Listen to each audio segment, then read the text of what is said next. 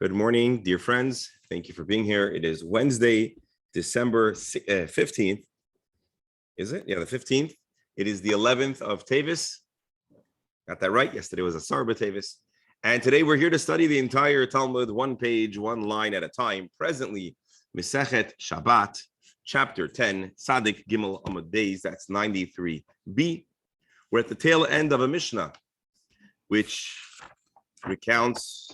reviews and introduced us to the discussion of being a partner in crime, jointly committing a malacha, and the possibility that that might affect the consequences associated with the desecration of Shabbos. Of course, like in every topic, there are multiple opinions and many variables, and the exact halacha varies greatly depending on who you ask and the exact circumstances of the act of carrying. Before we start, we're going to dedicate today's learning for the good health, refuah for all those that are in need, particularly good health and refuah for the members of our chabura and their households. And let's mention a few names that we have jotted down in our text. If there's anyone missing, please feel free to chime in, or even better yet, you can text me and Bli Neder. We'll add to the list. We're davening for a speedy recovery for Leah Bas Rita, Malka Bas Rivka, Chaim Bar Eliezer ben Rusa Esther, Hirsch, Tzvi ben Rachel, Ludmila Bas Najada, and for all of our dear members for good health, happiness, naches, and everything in between. Ellie, just remind me the name of your recently passed cousin, so we'll mention her name. Is Rachel Bat Miriam. All right, so let our learning also be Le'iloi Nishmata for her neshama, and there should only be good news and happy news and healthy news for your family and for Am Yisrael. Thank you. All right, now our Kohen pharmacist, zoologist is on, so we can start. Good morning, Alan. Shkayach for joining. So again, we're closing out a Mishnah that's talking about when you have a partner in crime. And our last question was when two people do a Shabbos desecrating act in a partnership. Is the act considered a malacha? Are they both liable for a single count? Or if you recall, we said that to carry something, there is a minimum measure. Is it one single measure for both parties? Or does there have to be a shiur, a volume for each of the two parties? And the Gemara is strongly inclined, based on a few sources, to tell us that one shiur, well, we had two opinions, either one shiur, two shiurim, but we brought a few proofs which point towards a single shiur. So let's say the minimum measure for wood is the amount that it would take to cook an egg. So we could jointly carry a piece of wood that cooks a single egg. And for the purposes of shiurim, of measures, we would be liable. So for example, according to, I believe it was Rabbi Meir, correct me if I'm wrong. Rabbi Meir is of the opinion that one is always liable for a joint act of carrying. And so the liability would even be if there's a single measure. And the same would extend to Rabbi Yehuda in a scenario where he would agree that a malacha was committed. So for example, trapping, which we discussed, right? If you lock the door behind the tzvi, behind the deer, again, you may have other problems. You should, if you're in an area where deer frequently go into your home, you might want to get insurance for that. But for our purposes, we saw that one could be chayiv for a single deer if two people lock it together. Reb Beryl. I was just thinking last night that the area that we're discussing in law would be jointly or severally, that whole category. You're saying, is it a joint commission? Is it a joint act? And actually, I think that does get to the essence of our question, is how do we look at two people committing an act? Do we look at two people each doing 50%? And if that's the case, each one 50% is not enough to be liable. Each person was only holding on to their half, and there would have to be two shiurim. Or do we see when two people do an act jointly, each one is 100% has their hands dirty in an act that is 100% a single item or something to that effect. we could workshop that out a little more, but I think that is the gist of the question. Do we consider each person only to be 50% shareholders, or are they each 100%, or are they each partners on 100% of the act? Something to that effect. Let's share the screen and finish off this segment of the Talmud. Should see, okay. Wrong text. That's for our Chumash here. But here we are. So the last part of our Gemara was an attempt to infer from two people carrying a weaver's reed about liability, even though there was a single shear. But the Gemara left this text to be too ambiguous to serve as a proof. That's how the Gemara ends off. Just to show you the words, we're not going to use this source, this text about a weaver's reed, because it's possible that the weaver's reed might be able to produce for two individuals, and therefore it has two shiurim, and so it's left as inconclusive, and it's left off of the ultimate tally. Now, we are going to see a final Mishnah on the subject of a weaver's reed. Tana Kamed Rav Nachman. A Mishnah was reviewed in the presence of Rav Nachman that states as follows. Shnayim, let me just open up Rashi. Shnayim shaitziyu kana shel gardi. Two individuals who jointly carried a reed that was part of the weaving mechanism it was called a kana shel gardi, a weaver's reed. If they did it jointly, piturim, they are potter. Why would they be potter? Ostensibly because they did an act jointly that they didn't need one another. But the Mishnah then continues and says, Rabbi Shimon mechayiv. Rabbi Shimon, however, says that they are both liable for carrying. We now are introduced to an interesting phrase. Gemara says, Klape laya. Rabbi Steinsaltz translates towards where are you facing? But this is an expression that says something is very off. So if this was in a modern English, that's probably what it would say. Something sounds terribly amiss. Klape laya, towards where are you heading? Rashi, klape heicha nepach davar zeh. This item, this issue seems entirely scrambled. Why? Harabi Shimon hu de potter shnayim shahitziyu. You may recall we said there were more or less three opinions. One who says you're always chayiv if you do an act jointly. One who says you're always potter, and then Rabbi Yehuda who says it depends. Rabbi Shimon is the one who says you're always potter.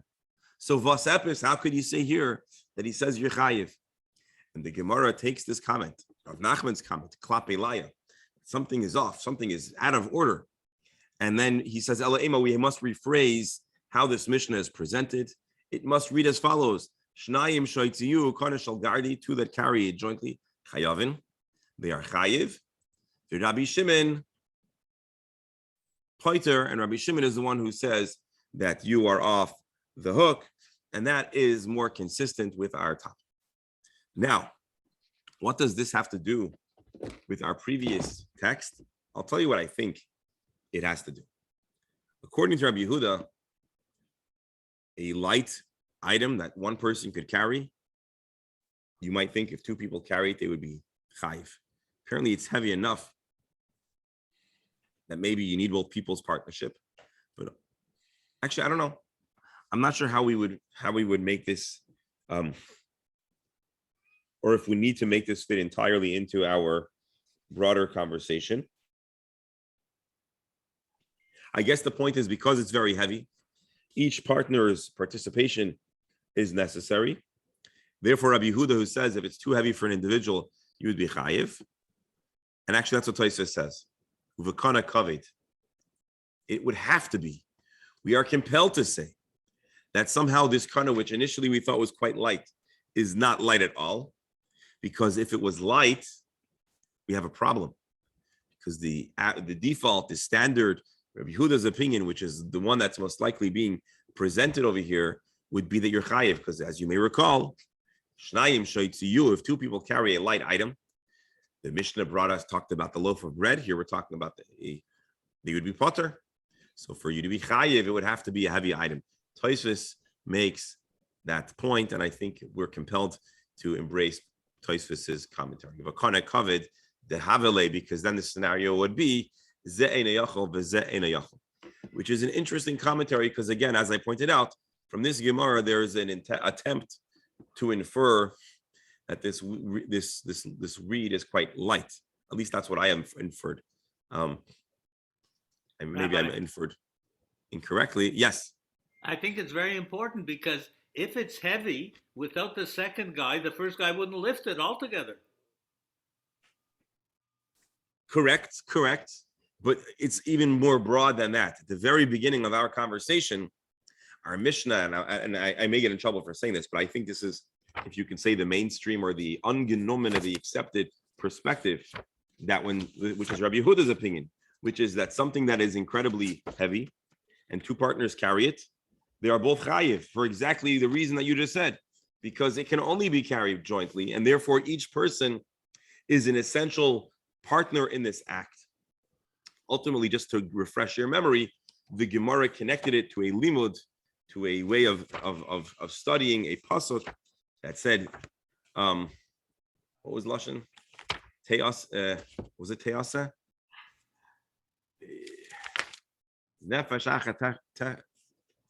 Anyways, the point was the pasuk says that if you committed it, and one drasha says it has to be solo, but the prevailing impression is that if you can do it solo, then you're only chayiv if you do it solo. But if you need the partnership, you're not necessarily exempt.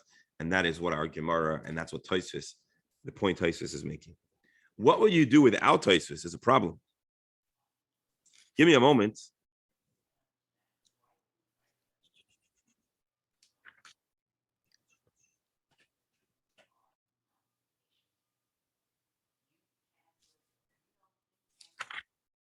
One second. I want to see if there's something more to share on this.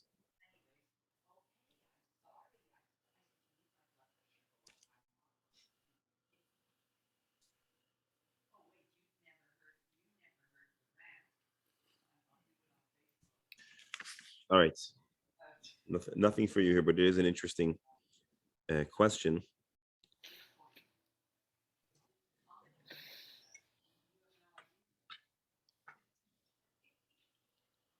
Rabbi, are you still liable if you ask a non-Jew to do it, to carry it? It's a good question. So the question is, Amira la'akum, are you allowed to tell a Gentile to do a malacha for you? One of the most complex subjects in the laws of Shabbos, and with Hashem's help, we will yet talk about it. But I'm gonna avoid getting myself into trouble, or I should say, I'll avoid tripping myself up by deferring to the time that we get to that point. Good question. Is it, and then you'll ask another question. If a Jew and a Gentile carry something jointly, but let's stay out of there for now, simply because I'm not sure where we'll end up. But it's a good question you're asking, and it leads to even more good questions. And you know what? You have to make a note.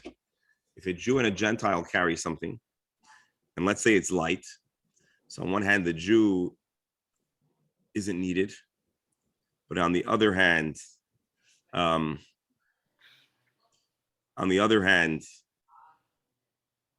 anyway, so it's a good question.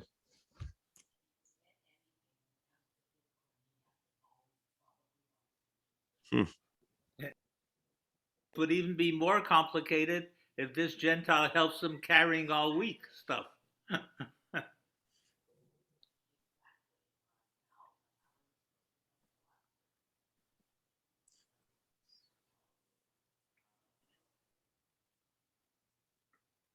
All right, we'll have to get back to that, but that's a good question. Alan, shkoyach.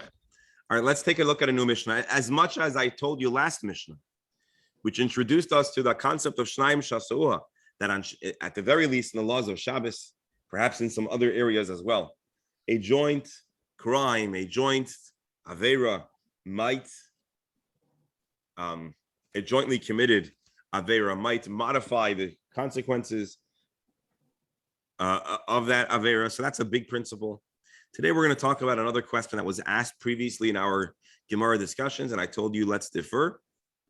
And so here's one of the places that we are resuming or getting back to that question. It was a question about if there's a distinction between carrying humans, pushing a stroller, etc., etc. This Mishnah ultimately is where, in this Gemara that discusses it, is ultimately an important place for this discussion. I just realized one more place that I didn't look, so give me a second. Just a fast second.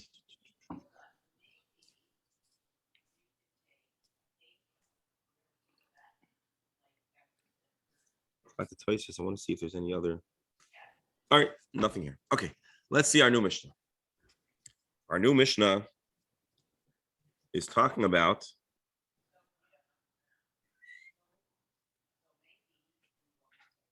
an interesting question. We were talking about how every item has a certain minimum measure, a minimum shiur to be liable for carrying. What if, however, the situation gets a little more complicated? Why? Because what if you have a single peanut or a single small piece of cereal, let's say, 2 Cheerios? I don't think that's a shear of carrying. It's not like gregaris. It's not a serving size.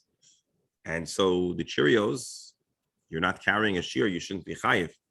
But you know those plastic containers that you have, that the Cheerios you can get those cereal, single serve cereal things. So the cereal's emptied and there's just 2 or 3 Cheerios in there, but you have the packaging. Maybe with the packaging, you should be chayiv for carrying because it's a whole zach. So let's see. Or maybe it's in a proper dish.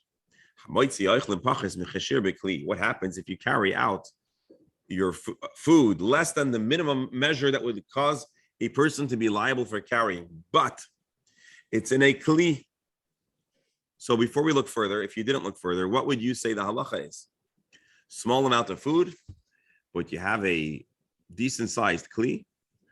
What would you suppose the halacha is? Any thoughts? Do we have a criteria for clay by itself? Are you allowed? I'll tell you what I would think. Empty. It seems like the be kli chayiv. doesn't count. That's what we learned before. Carrying a whole kli? Yeah, But the Mishnah is going to surprise us. That's surprised. I remember before the kli didn't count because it was just a Okay, my sound is accessory off, to- I think. If you're saying something, I'm not hearing you.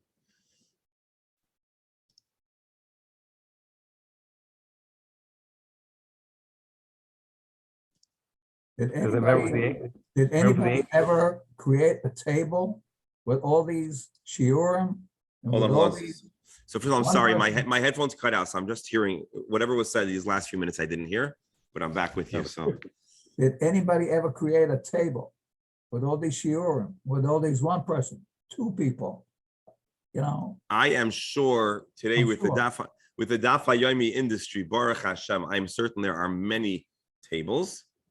You go I to think one it's probably website. a whole sefer instead of just a table. There's Svarim, and yeah, but we could find it.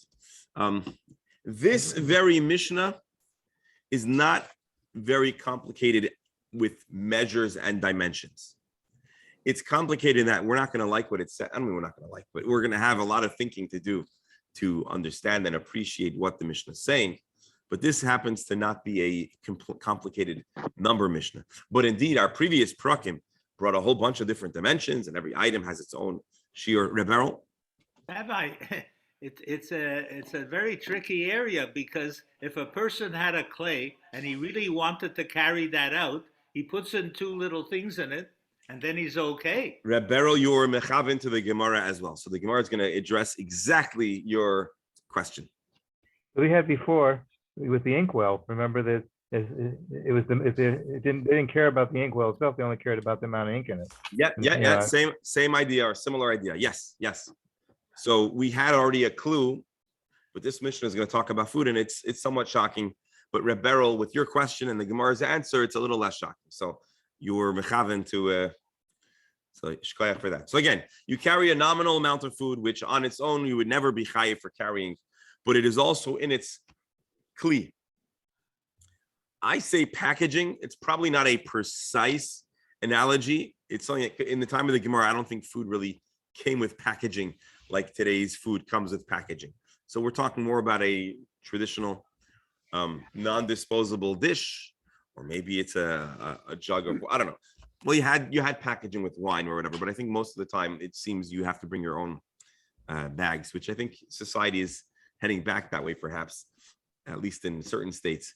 But anyways, pater af ala kli. The person is exempt for carrying the food because they didn't carry a volume of food that would make one liable. That's obvious. Chiddush, even the vessel, you're not chayiv. The kli, you're also not chayiv. Now, the Mishnah knows that that's going to leave us with a big question. And so the Mishnah chooses to explain. Sha'akli tefela loy. In the scenario of food and, I said packaging, but food and vessel, the vessel's entire existence, its entire value in the moment to the individual who's carrying it is they're carrying it because it has the food inside. Therefore, the vessel has the same halachic status as the food. That is what our Mishnah teaches us. As I said in my introduction, this is an idea that probably will, will bug us a bit and need some deep contemplation. But that is indeed the halacha that our Mishnah is communicating. Let me ask you a question. Yes. I can understand if you have food that's solid and you take it less than shiur, so the kli becomes tafel to the solid food. However, if you have a liquid, the kli, without the kli, you cannot carry it out. Which means that who does the kli serve? So the kli cannot be tafel in that situation. So here, tafel and ikar is not even dominance or who's needed more. It's when you pick up a cup of water, you would never pick up the cup of water if not for the water inside of it. And the Coca-Cola bottle or your pitcher of whatever, your bottle of wine, you would never pick up the bottle if not for the liquid inside of it. And so the case our Mishnah is making is that although you could absolutely not enjoy your favorite beverage or food without the vessel. Why? The water can be outside and I can pick up the cup to go outside with the cup in order to get the water that's outside. So then maybe, as we'll see, as Beryl pointed out, maybe then one would be chayiv because you have an intention of transporting the vessel. But the moment you pick up a cup to take a sip, all you're interested in is the substance within the vessel.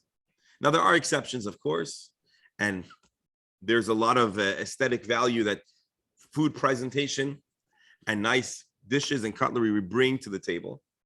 But at a default, the vessel is entirely subservient and only there because of what's inside it. That's the case our Mishnah makes. That being the case, in such a scenario, the vessel exists entirely in the service of the food, and therefore, whatever the status of the food is, that is the halacha of the vessel. And so surprisingly, you could have a situation where the vessel is a whole chefza, but because what's in it is less than the shear, you would yet be potter. This is not, I'm not saying this is a simple or easy idea for us to accept, but that is what the Mishnah is saying. Doctor? I guess in those days, they just didn't pick up anything to check the hechsher the way we do. That's an interesting point. Rabbi, Yes. Rabbi, didn't we have something similar with the little bags of spices and pepper? Yes, Did we yes, yes. talk about the bag itself? We had a few discussions. I'm not remembering the exact details, but Mark reminded me when we talked about ink and the measure of ink that causes one to be liable for carrying it had to be able to print a certain number or write a certain number of letters. And at that time, we also mentioned that the ink well is not very consequential. What's relevant is the amount of ink that is within it. And then we also were surprised. We're surprised by that statement, but here this is the primary. I think it was a question of a quill. Yes. Well, Yes. right. Yes. Inkwell or quill. Yeah, it was a quill. You're right. If you're carrying a quill that doesn't have enough ink, It's And not I think it considered. was 2 letters. You had to have enough ink to write 2 Correct. letters. Nachon. Correct. Yeah, you actually had both. You had the ink, the quill and the inkwell. Hmm. But yeah. So this is Because it was actually the Klee that actually wrote with versus the ink. And then they said, well, what if it's an inkwell, which had no purpose other than to hold the ink. And the size of the letter, you forgot to. Yeah. Yeah. now what we'll do just for fun. If it was for fun, then I can state that this idea is not really shocking at all, especially with people with Soviet experience. They used to steal everything that they could steal from government plants. And then in one case, a worker, but they had guards on the gates that checked everybody whether they were stealing anything or they were trying to bring out some government property. So one person needed a barrel to avoid the prohibitions. He loaded the barrel with coal and tried to exit the plant. And the guard told him that he cannot take government coal from the plant. And they started an argument. The argument became more and more heated. And finally, worker said, "To hell with you." Turned the barrel over to the feet of the guard and proceeded with the barrel. Yeah. So here is The She's same saying idea. The guard felt that the barrel wasn't consequential to the theft. interesting. Maybe he studied the Gemara. Perhaps. So here's our Mishnah. It's in middle of the Mishnah, actually, the way it's printed in common Mishnahs. And the Mishnah says what we just read. Hamoisi oichlin pachas mishir b'kli, pater af ala kli, shakli tefela loy. So as we know, the Rambam has the work of the Mishnah Torah. The Rambam also has a work on the Mishnayos, which is understood to have served as the basis or the initial research for the work of the Mishnah Torah. It was actually written in Arabic. Most of the Rambam's works were written in Judeo-Arabic, with the exception of the Mishnah Torah, and it was translated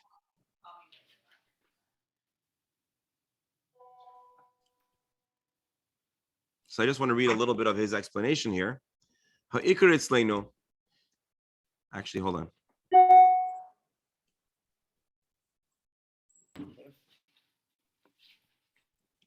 Actually, no. No, the Rambam actually doesn't comment on this. All right, anyways, we're going to get to the exciting part in a moment. So this, believe it or not, was not the exciting part. Actually, I need you to give me one moment. And we'll return and we'll talk about the carrying of humans.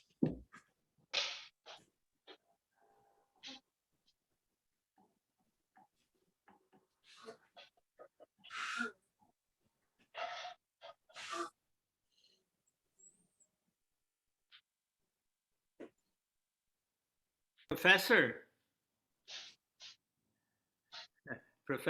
you hear me? I guess he disconnected all of us. All right, so here we have food versus the packaging. And the Mishnah tells us clearly all that's interesting is the food and the packaging, the dish, whatever carries it is all just to facilitate the delivery or the preservation or the presentation of the food.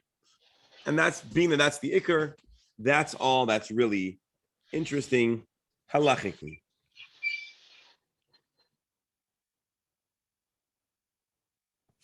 The Mishnah continues, similar idea.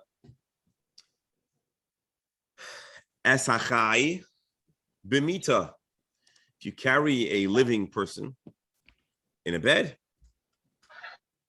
pater af al hamita. One is exempt both for the act of carrying the individual and exempt for carrying the person. Why are you exempt for the bed? Hold on a moment. Let's just see how the Mishnah presents it, and then we'll discuss. Shahamita tefela loy. The bed is there in service of the person. And the person you are not chayev for carrying. Therefore, one is also not chayev for carrying the bed. Rashi, what's going on? Why are you pater for carrying a human being? When carrying a person, one is not liable per se in their carrying. Rashi gives a slight commentary on a statement the Gemara is going to make. That a person, living person, carries themselves even when they're being carried. And Rashi explains what it means is that a person, typically, if they're being carried, will make it as easy as possible to carry them, unless you want to resist it, and then you can make it more difficult. That is a halachic principle that Rashi, I should say it's a halachic fact. The halachic fact is that under certain circumstances, carrying a human being would not be considered carrying in the same sense as other acts of carrying on Shabbos. And again, this is something that the Gemara is going to explain down the line. A person assists in carrying themselves; they make themselves lighter, and now here's the funny thing, or here's the reality that if you carry a person on a bed, a stretcher, or the sort, the bed takes on the halacha of a person, and so if you're exempt for carrying a person, automatically that heter extends to the bed, the stretcher or whatever, just like, again, not to compare food to a person, but there is an analogy in that what is carrying the subject is all there for the subject. A stretcher without a person is not of much interest or significance. Its entire existence is to carry Rabbi, a person. The same can be said for a bed. Reb Beryl, yes. isn't that the other side of the coin of the zev on the bed? You're asking about laws of purity and No, impurity? I'm saying that because of him being on the bed, the whole thing becomes one thing. Here's the other side of the coin. I'm sorry, I don't understand. So we I could. think he's saying is the bed becomes a cleave for the person. So if you Yeah. can carry the person, then the bed that comes along for the ride. You're saying does the bed then accept the purity status of the individual being carried?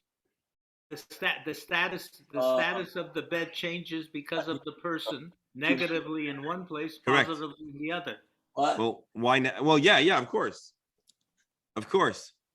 because it has to do with the principle of Okay.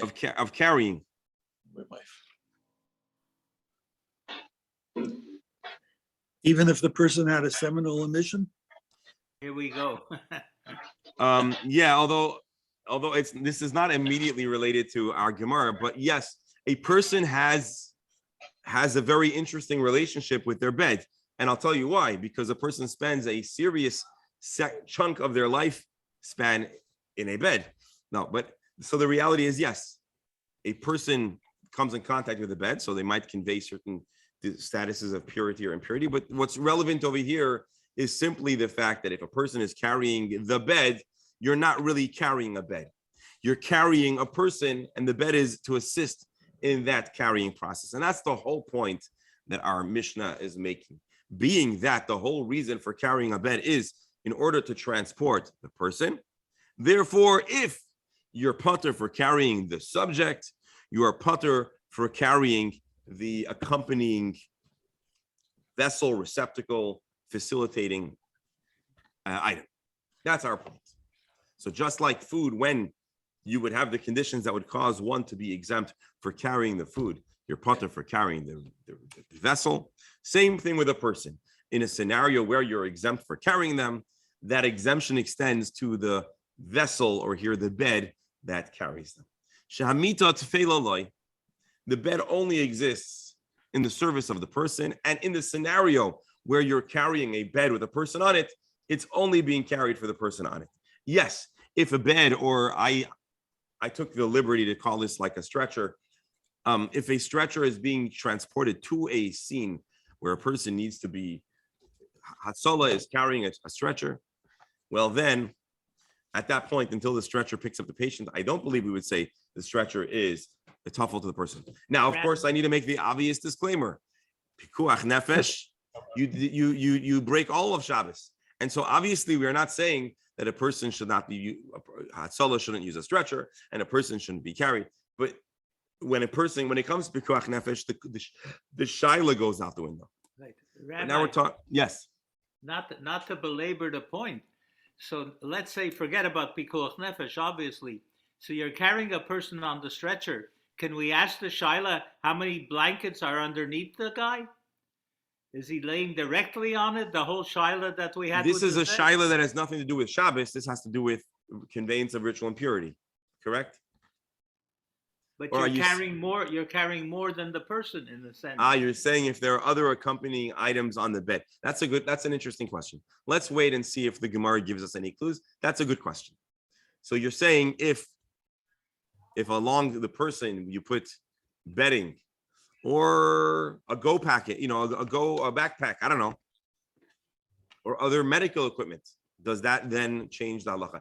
Good question. Let's leave that. It's a good question. Let's leave it an open question that we can hopefully resolve in the course of this year, or in the course of our study of this Gemara, I should say. Probably not today, but down the road.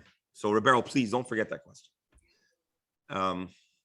The Mishnah now moves on, just likely, a more tragic scenario, as hameis b'mita. However, if the bed is being used to transport human remains, chayiv. Now, what is chayiv for carrying a Shabbos? Why? Because what is chayiv for carrying human remains? And therefore, the bed takes on the same status as those remains. Why? Rabbi, I'm just thinking of.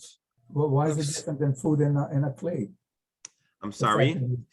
Why is the dead person in the bed different than food in a clay?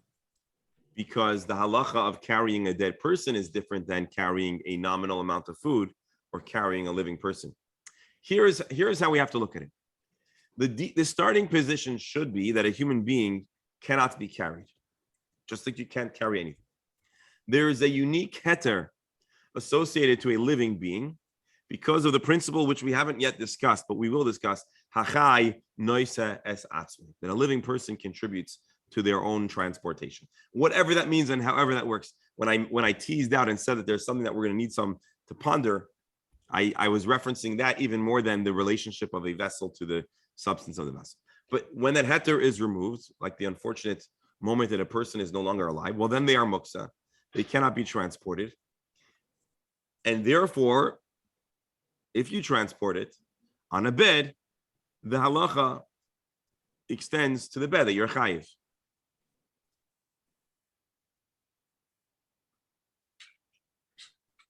Rabbi, I was just thinking of another scenario.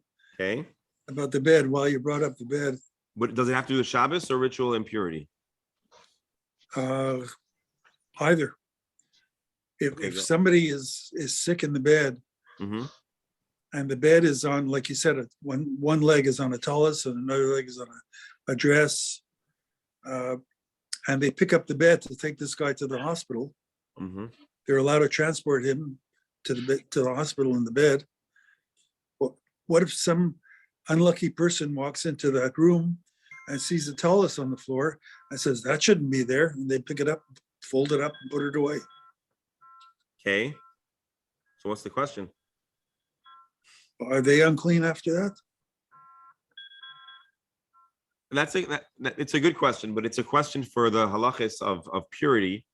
So let's defer to there because I'm not a super expert on the laws of purity. Now, An, I know why you asked the question, because you're a kohen, and a kohen needs to be mindful and aware of all the halachis, as am I. That's one of the reasons, sure.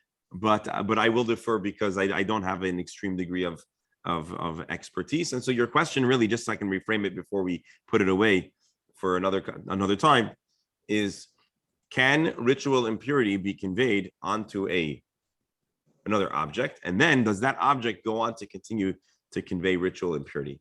The short answer is it's complicated because there are varying degrees of ritual impurity, and they're based on the degrees of ritual impurity. There are varying halachas about the ability to convey the said degrees of ritual impurity.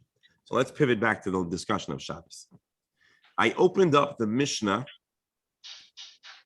again, just to show you, and again, a lot of the commentary on the Mishnah is going to be born out of our conversation here, but being that we are studying a Mishnah, I wanted to show you a good question that I thought someone was going to ask, and maybe you are going to ask. We're talking about a living person, Chai Noisas Atzmai, and again, the primary place of that discussion will be soon. A corpse obviously does not contribute to its carrying, but what if a person is bound or sleeping? And so that's another question that we need to really leave outstanding for our Gemara's discussion. But I just want to show you what Rabbi Vadia Bar Tanura on his commentary on the Mishnah says, which I believe is saying that a person, you're not liable unless they're strongly bound. Because when a person is able to be involved, so we have now the additional shaila of what if a person is unable to contribute to their transportation, even theoretically, if they're unconscious or they're asleep. And so that remains a question that we need to yet explore.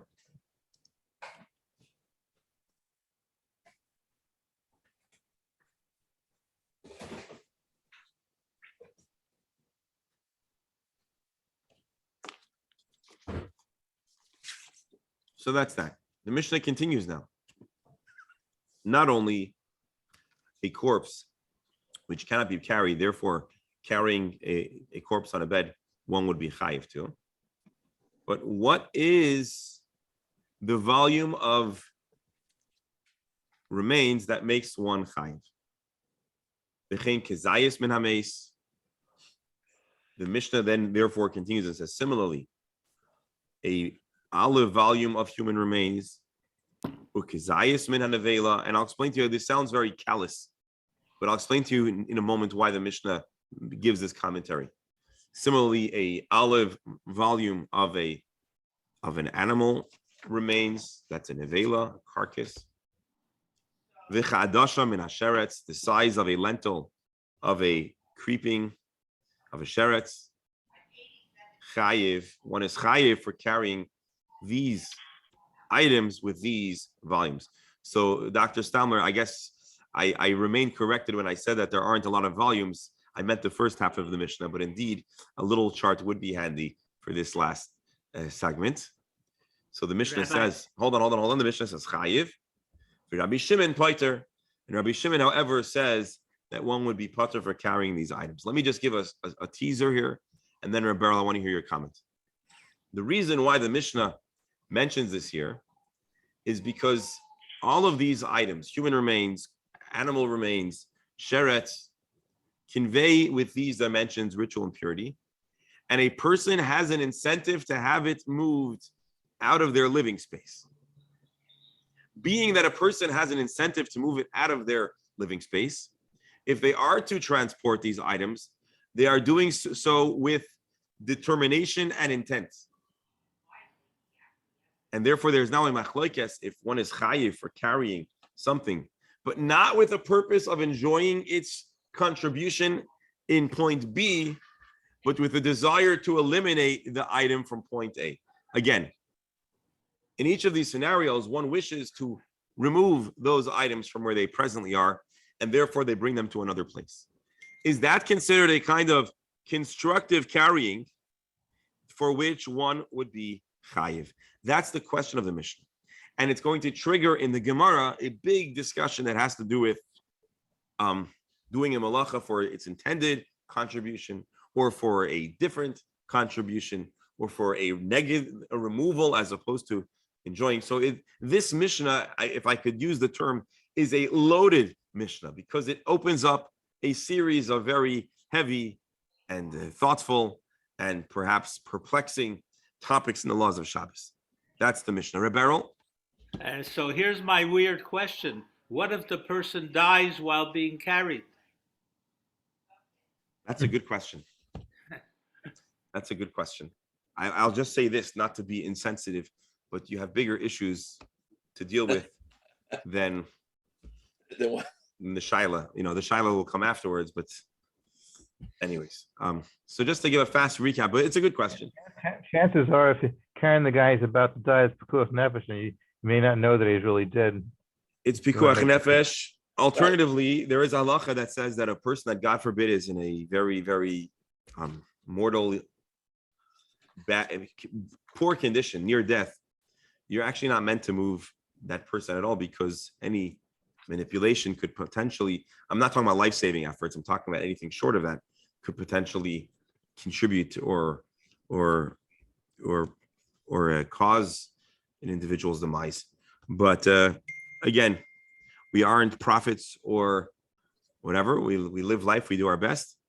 And again, like Mark said, most likely if you're transporting such an individual on Shabbos, there's most likely pikuach nefesh concerns. And certainly a person shouldn't hesitate in any way from being involved in life-saving measures out of even a hesitation about the possibility of a chilul Shabbos situation. So I would say don't think about it in the moment, but it's an interesting academic question afterwards, but I would leave it as purely an academic question. Although I guess if one is in medical school, and this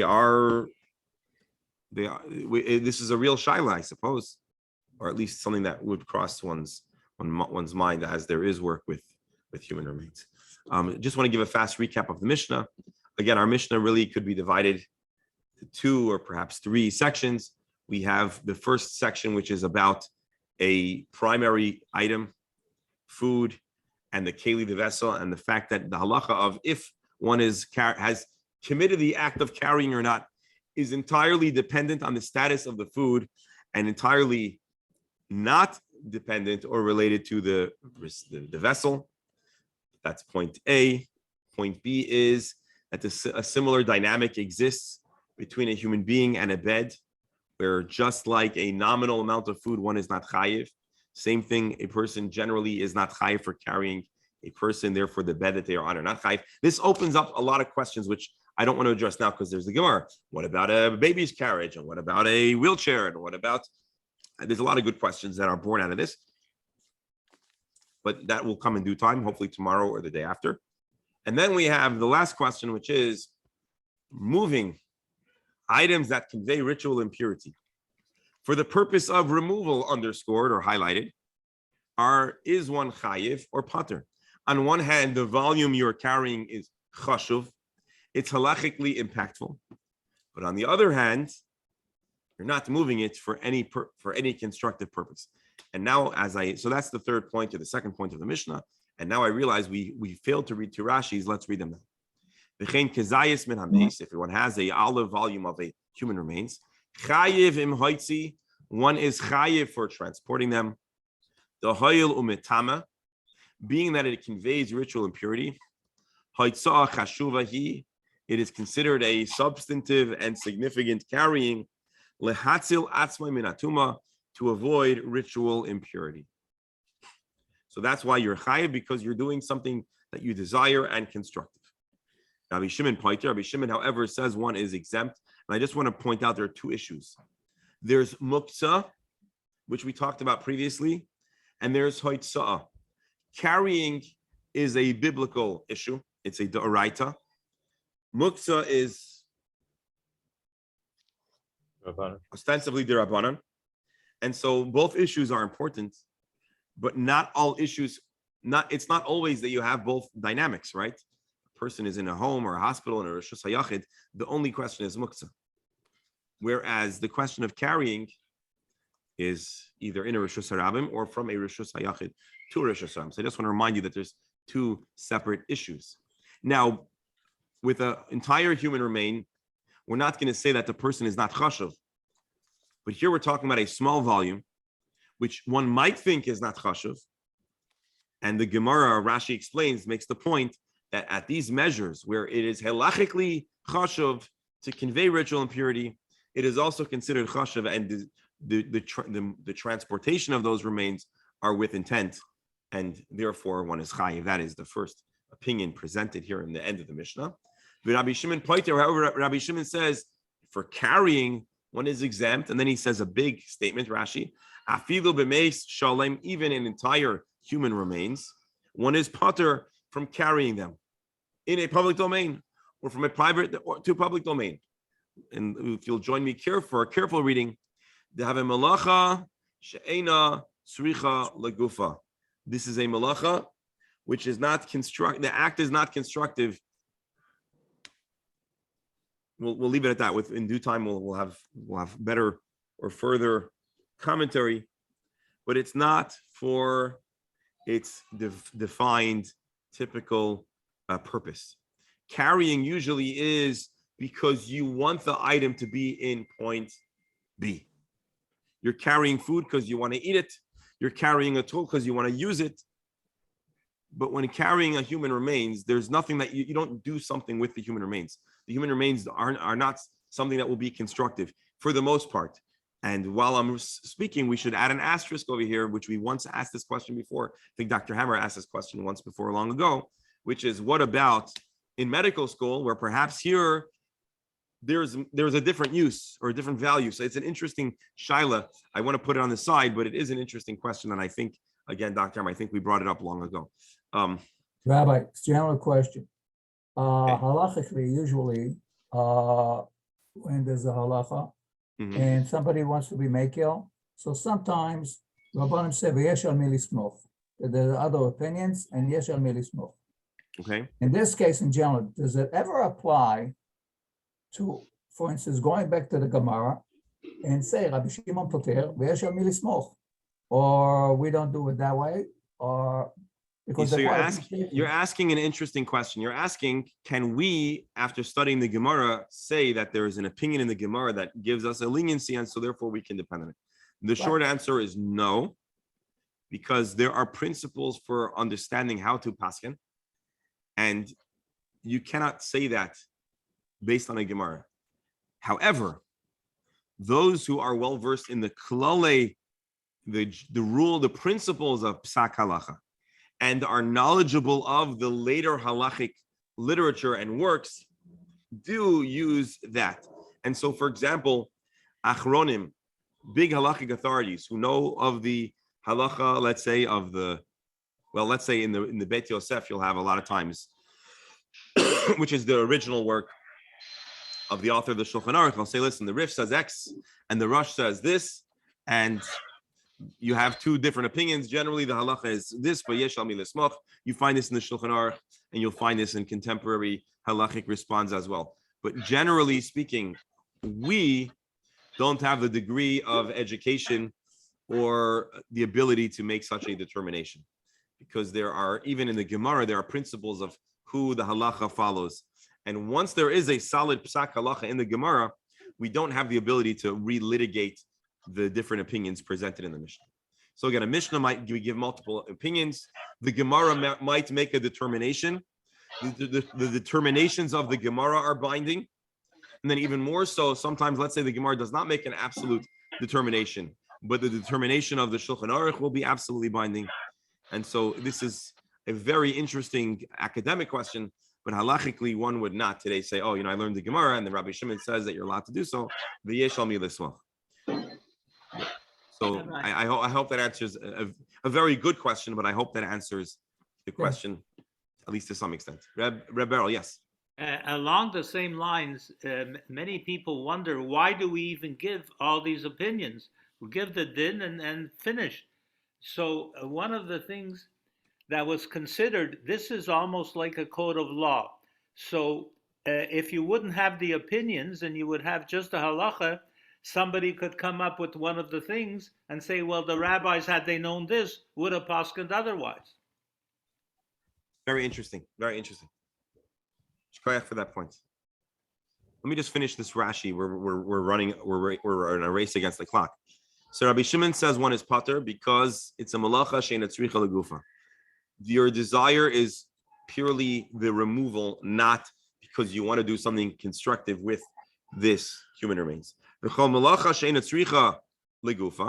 any malacha which has this dynamic, which is only done lisalka me'ala because it needs to be removed. Have a melacha she'ena tzricha legufa. It's considered a melacha she'ena tzricha legufa. It's not constructive. It's not for it's the purpose of what you're doing. The person certainly is not desiring to have a human remains on their hands. Rabbi Shimon says the removal of human remains is not considered something that you desire. This doesn't end the conversation. This begins the conversation because first of all, we'll find that Rashi and Tosfos may have different definitions of malacha she'ena tzricha legufa, and ultimately we do desire to give honor to human remains. So this is not the end of the conversation; it's the beginning of the conversation, but it certainly opens up our eyes to a very big and interesting shaila. We have 1 minute. Let's see if Isn't there something that as far as the muksa acts that you put a loaf of bread? yes, On yes, the yes, bed. yes, yes. All right, we'll get to it. So that, my dear friends, concludes today's discussion. A Mishnah that was loaded with information and ideas that, with Hashem's help, we'll continue to discuss in the coming days. Very interesting discussions. And again, as always, thank you for being here. Thank you for making this an insightful and highly educated experience. Again, wishing everyone a wonderful day. Only good news, healthy news, happy news. Hashem's help will study tomorrow. And a reminder, Chumash will start in about 1 minute with Rabbi Shalom Ber, same link. So please feel free to join. Have a wonderful day and thank you. Thank you. Thank you. Shkoch. Ugh.